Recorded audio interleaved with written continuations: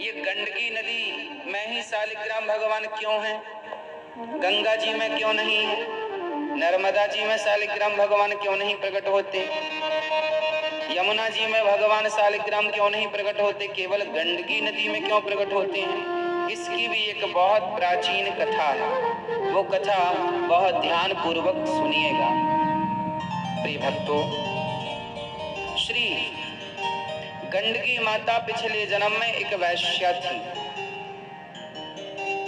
और वो रोज पुरुषों का संग करती थी। आज ये पुरुष कल वो पुरुष। अब वैश्या तो यही करती है, दिन में 4-4 पुरुषों का सेवन करती है। एक दिन उस गंडकी वैश्या के घर कुछ महात्मा आए। महात्माओं को, साधुओं को प्रणाम किया वैश्या ने और संतों से कहा, महात्मा जी देखो, हम वैश्या हैं, हम पर भी ऐसी कृपा करो कि हमारा भी उद्धार हो जाए, क्योंकि हम जैसी गलत स्त्रियों का भला कैसे उद्धार होगा? हमारे भी उद्धार का कोई साधन बता दो। तब संतों ने कहा, देख, यदि तू अपना कल्याण चाहती है तो ये वैश्यावृत्ति छोड़ दे।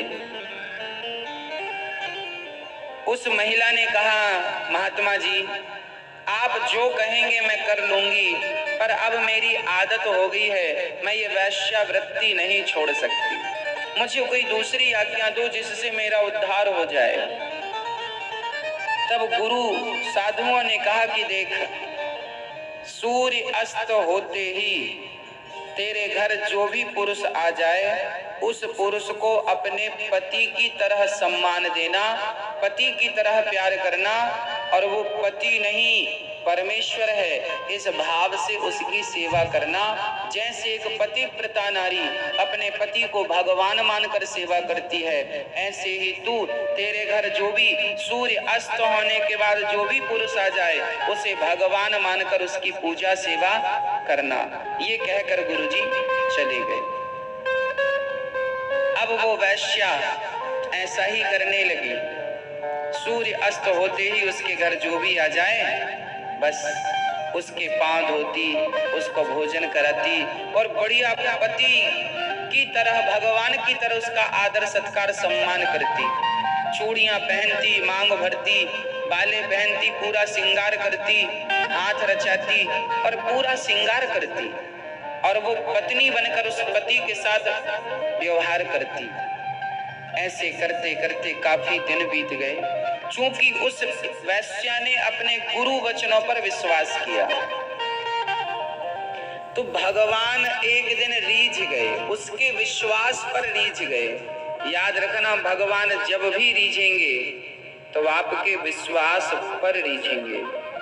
भगवान एक दिन रीझ गए और आज उस वैश्या के घर शाम को भगवान ही एक पुरुष बन करके आ गए।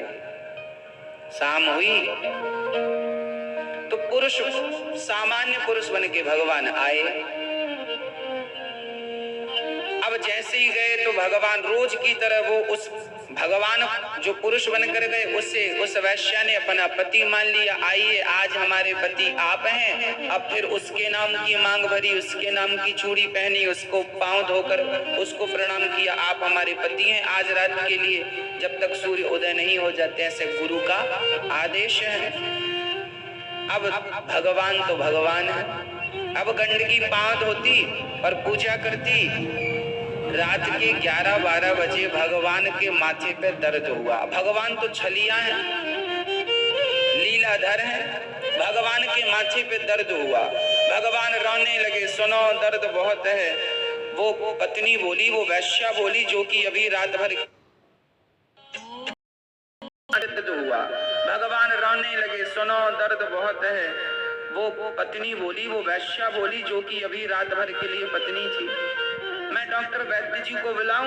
ना ना ना, भगवान भी छलिया कम है क्या? हाथ पकड़ ली उसका, ना तुम मत जाओ हमें छोड़ के। अब बोली, तो मैं क्या करूं?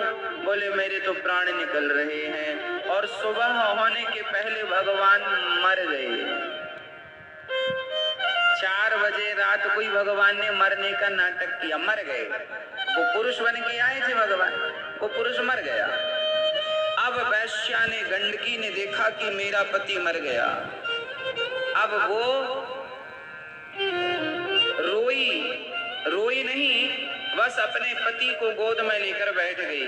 सवेरे लोगों को खबर लगी कि इसके घर कोई मर गया है, तो लोगों को लगा पता नहीं कौन है, चलो हम लोग ही अर्थी वर्ती तैयार करें। तो गांव मोहल्ले के लोग आए, अर्थी तैयार करी और भगवान को अर्थी पर लिटाकर चिता की तरफ ले चले।